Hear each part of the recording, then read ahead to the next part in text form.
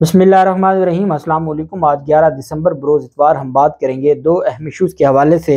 इमरान खान पर कातलाना हमले की जो JIT थी उसमें फैसल वावडा को तलब किया गया था और फैसल वावडा नहीं पेश हुए। फैसल वावडा के खिलाफ JIT की जानिब से कार्रवाई का आगाज़ शुरू कर दिया है। उसकी तफसील मैं आपके साथ शेयर करूँगा। आर्मी चीफ की जानिब से कौम के नाम एक अहम पैगाम दिया गया है, वो भी मैं आपके साथ शेयर करूँगा। और फजल रहमान ने अपने जिन लोगों को पार्टी से निकाला था, अब जब अपनी तबाह बर्बादी शुरू हुई और उनको लगा कि खैबर पख्तूनख्वा में तो वो चंद एक सीटें भी जीतने को, क्योंकि बहुत बड़ा जो उनका मजहबी वोट बैंक था, मजहबी वोट बैंक उस वक्त छोड़ गया जब उनके साथ जो मौलाना शेरानी है वो छोड़ गए, हाफिज हुसैन अहमद छोड़ गए, बाकी जो इस तरह के लोग थे जो मजहबी तौर पर पाकिस्तान जमीयत उलमा इस्लाम फ़े के साथ खड़े थे या जमीयत उलमा इस्लाम फ़े का जो बयानिया उसको प्रमोट करते थे, जब वो छोड़ गए तो फिर इनके लिए मसाइल पैदा हो गए। और इनको तो मजहबी वोट, पहले आम लोग तो वोट देते नहीं थे, जो थोड़ा सा वोट बैंक मजहबी था वो भी अब इनके साथ खड़ा नहीं हुआ। तो फजल रहमान ने जो खुद जिन लोगों को पार्टी से निकाला था, फिर उनकी जाके मिन्नत करके उनको दोबारा पार्टी में शामिल किया है। और इससे बढ़कर तजलील क्या हो सकती है कि आप किसी को पार्टी से निकालें और फिर आपको दोबारा उसको पार्टी में शामिल करना पड़े। तो ये उसकी तफसील भी मैं आपके साथ शेयर करूंगा। पहले हम फैसल वावडा की बात कर लेते हैं। इमरान खान पर कातलाना हमले की JIT ने काम शुरू किया हुआ है और गुलाम महमूद डोगर की सरबराही में ये JIT है जो काम कर रही है। और इस JIT की जानिब से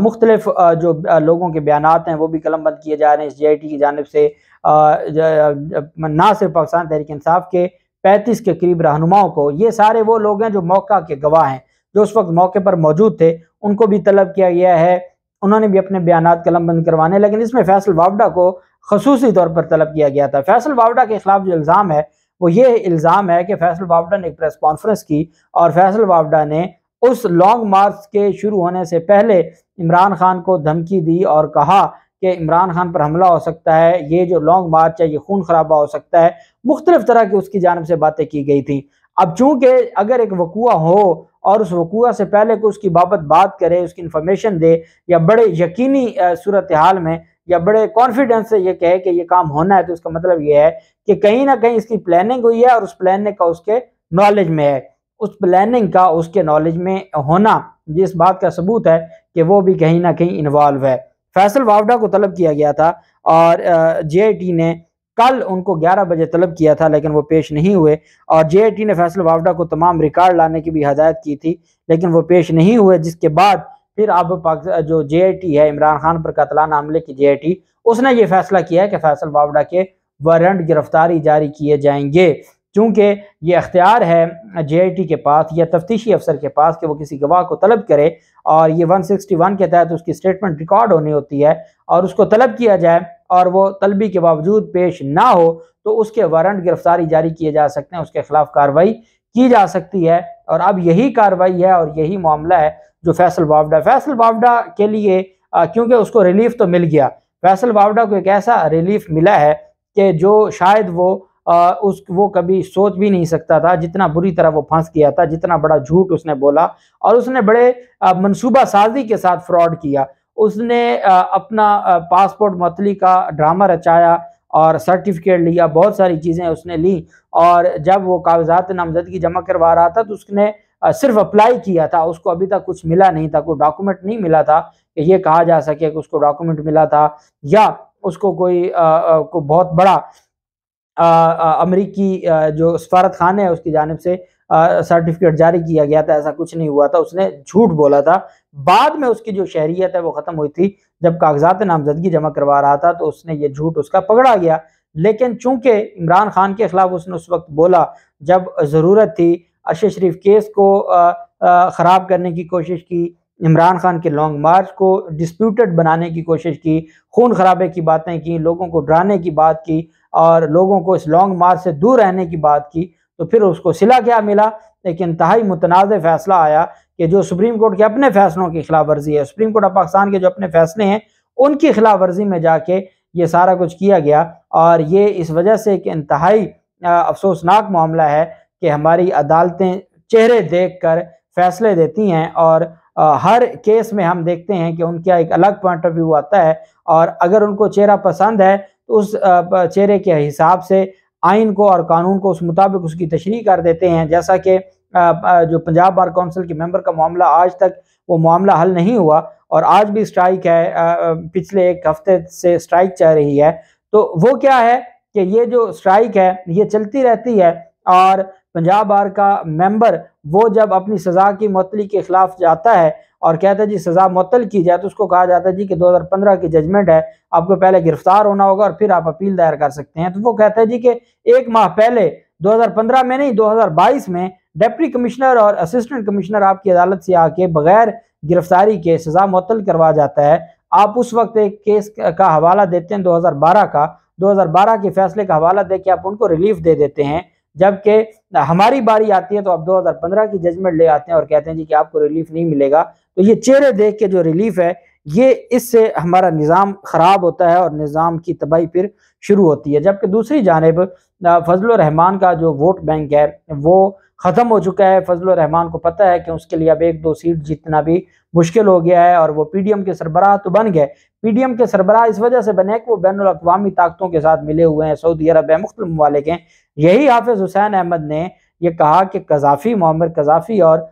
जो सद्दाम हुसैन हैं वो डायरेक्ट फंडिंग करते थे फजलुर रहमान को। ये हाफिज़ हुसैन अहमद की जानिब से इल्ज़ाम लगाया गया। हाफिज़ हुसैन अहमद ने बाकायदा इन इल्ज़ामात पर जमीयत उलमा इस्लाम फ़िक़्ह के खिलाफ इलेक्शन कमीशन में दरख्वास्त भी दायर हुई। उस दरख्वास्त पर कार्रवाई भी शुरू हुई है और उसमें जवाब भी मांगा हुआ है इलेक्शन कमीशन ने, और इनके पास जवाब कोई नहीं है। और जो गैर मुल्की फंडिंग है या फ़ॉरेन फंडिंग है उस पर जवाब तलब किया हुआ है फजलुर रहमान और उसकी जमात जमीयत उलमा इस्लाम फ़िक़्ह से। लेकिन जमीयत उलमा इस्लाम फ़िक़्ह के पास कोई जवाब देने को तो है नहीं। उन्होंने 2 साल पहले पार्टी पॉलिसी और पार्टी बयानिया के खिलाफ जो एक रद्द अमल देने पर या अपना एक पॉइंट ऑफ व्यू देने पर उनके खिलाफ ये कार्रवाई की गई थी और कार्रवाई ये थी कि उनको पार्टी से हटा दिया गया था। पार्टी से हटाने के बाद जो मुनहरिफ अराकीन थे,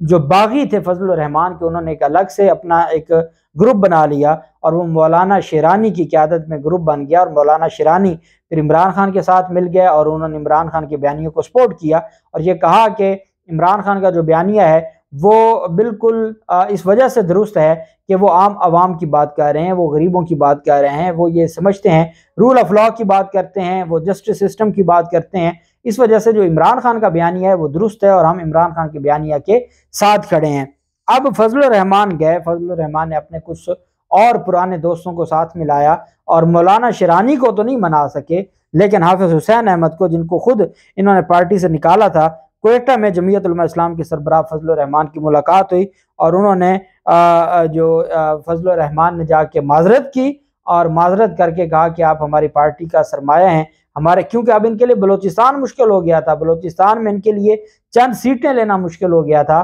तो फजलुर रहमान ने जाके वहाँ पर माजरत की है। बाकायदा माजरत के बाद उन्होंने जो दोबारा जमीयत उलमा इस्लाम फ़िक़्ह में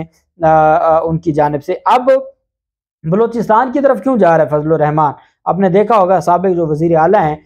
उन्होंने भी ज्वाइन किया है जमीयत उलमा इस्लाम फ़िक़्ह को। तो इस तरह के जो वहाँ पर पुराने करप्ट सियासतदान हैं उनको साथ मिला के फजलुर रहमान ये चाहते हैं कि KPK से तो इमरान खान ने उनको किक आउट कर दिया है, पंजाब में पहले नहीं थे, सिंध में भी उनकी कोई औकात नहीं है, तो अब वो ये चाहते हैं कि बलोचिस्तान में वो इस तरह के जो पुराने सियासतदान हैं उनको साथ मिला के तो वो वहाँ कुछ सीटें ले जाएं ताकि वो बलोचिस्तान असम्बली में अपने 10-15 लोगों को वो बिठाएं और उस बुनियाद पर फिर वो बारगेनिंग करते हैं। उनकी फिर बारगेनिंग पूरी की पूरी होती है और वहाँ से उनको कोई MNA मिल जाएगा, वहाँ से कोई सेनेटर मिल जाएगा, उस पे फिर वो वफाक में अपनी बारगेनिंग करते हैं और बगैर किसी ओहदे के फिर वो मफादात और मुख्तलिफ जो इंटरेस्ट हैं वो हासिल करते हैं और उनको ये लगता है कि वो इस तरह का फ़ायदा ले सकेंगे। तो इस बुनियाद पर उन्होंने ख़ुद जमीयत उलमा इस्लाम को, जो हाफिज़ हुसैन अहमद को 2 साल कबल जमीयत उलमा इस्लाम ने पार्टी पॉलिसी की खिलाफ वर्जी पर जमात से निकाल दिया था और अब दोबारा उनको वापस जमात में जाने के लिए मिन्नत की है, समाजत की है और फिर उनको दोबारा जमीयत उलमा इस्लाम फ़िक़्ह में शामिल किया है। जबकि आर्मी चीफ की जानिब से 2 रोज़ा बलोचिस्तान का जो दौरा था, उन्होंने वहाँ पर जो क्वेटा में हेडक्वार्टर्स हैं वहाँ पर क्वेटा हेडक्वार्टर गए, वहाँ core commander lieutenant general Asif Ghafoor ने उनका इस्तकबाल किया और वहाँ पर शुहदा की जो यादगार है उस पर चादर चढ़ाई। फातह खानी की। और उसके बाद आर्मी चीफ ने command and staff college Quetta और जो बाकी इदारे हैं और नौजवान अफसरान उनसे मुलाकात भी की। आसिम मुनीर ने नौजवान अफसरान को मुस्तकबिल के मैदान जंग के चैलेंज से निपटने के लिए पेशा वराना महारत पर तवज्जो मरकूज करने का मशवरा दिया। और साथ उनकी जानिब से ये कहा गया कि बलूचिस्तान के और पाकिस्तान के अवाम की सलामती और तहफ़्फ़ुज़ के लिए हम हर मुमकिन कोशिश करेंगे। और साथ उनकी जानिब से ये कहा गया कि मेरा अपनी कौम से ये वादा है कि मैं आपकी उम्मीदों पर पूरा उतरूँगा और मैं ना सिर्फ पाकिस्तान का जो अंदरूनी मसाइल हैं उनको हल करने में पूरी कोशिश करूँगा, बल्कि जो बैरूनी थ्रेट है, धमकियाँ हैं, क्योंकि भारत की जानिब से धमकियाँ दी जा रही हैं, अफगानिस्तान में जो तालिबान है उनका रवैया दुरुस्त नहीं रहा, तो इस वजह से आर्मी चीफ ने कहा कि मैं अपनी पाकिस्तानी कौम को ये यकीन दिलाता हूँ कि मैं अपनी जो पॉलिसीज़ हैं, अपना जो पाकिस्तान की तरक्की के लिए, रियासत की खुद मुख्तारी के लिए और रियासत की हिफाजत के लिए हम अपनी जानों का नजराना पेश करेंगे और हम अपनी कौम के एतमाद पर पूरा उतरेंगे। अब कौम पर एतमाद पर पूरा उतरने के हवाले से आप जानते हैं कि उससे मुराद ये है कि आर्मी चीफ ये समझते हैं कि पाकिस्तान की बेहतरी इसमें है कि पाकिस्तान में सियासी तौर पर जो अदम इस्तेहकाम है वो ख़त्म हो, और अल्टीमेटली सियासी अदम इस्तेहकाम तब ही ख़त्म होगा जब पाकिस्तान में नया इलेक्शन होगा। क्योंकि इसहाक डार की मुलाकातें जारी हैं सदर पाकिस्तान के साथ, और सदर पाकिस्तान का रब्ता है हमारे आर्मी चीफ आसिम मुनीर के साथ भी, और ज़रा ये कहते हैं कि क्योंकि नवाज शरीफ के भी तल्लकात हैं और सारी चीज़ें, तो अब उन्होंने राज़ी कर लिया है कि हर हाल में नए इलेक्शन की तरफ जाना है और मुल्क को डिफ़ॉल्ट से बचाना है। और यही उनका ये पैगाम है कि वो पाकिस्तान को अदम इस्तेहकाम से निकालेंगे और पाकिस्तान को इन मसाइल से निकाला जाएगा और अवाम की उम्मीदों पर पूरा उतरा जाएगा। तो हम उम्मीद करते हैं कि हमारे मुल्क के जो हालात हैं और उसकी जो बेहतरी है, उसमें जो क़यादत है, तमाम इदारे, अदालतें अगर अपना अपना किरदार अदा करें, अपनी अपनी लिमिट्स में रहकर, आइनी लिमिट्स में रहकर अपना किरदार अदा करें, तो तब ही जाके पाकिस्तान इन मसाइल से निकल सकता है। और सबसे पहला जो इसका हल है वो साफ़ और शफाफ इलेक्शन है, यही इसका हल है। अल्लाह पाक पाकिस्तान का हामी नासिर हो। बहुत शुक्रिया। अल्लाह हाफिज़। पाकिस्तान जिंदाबाद।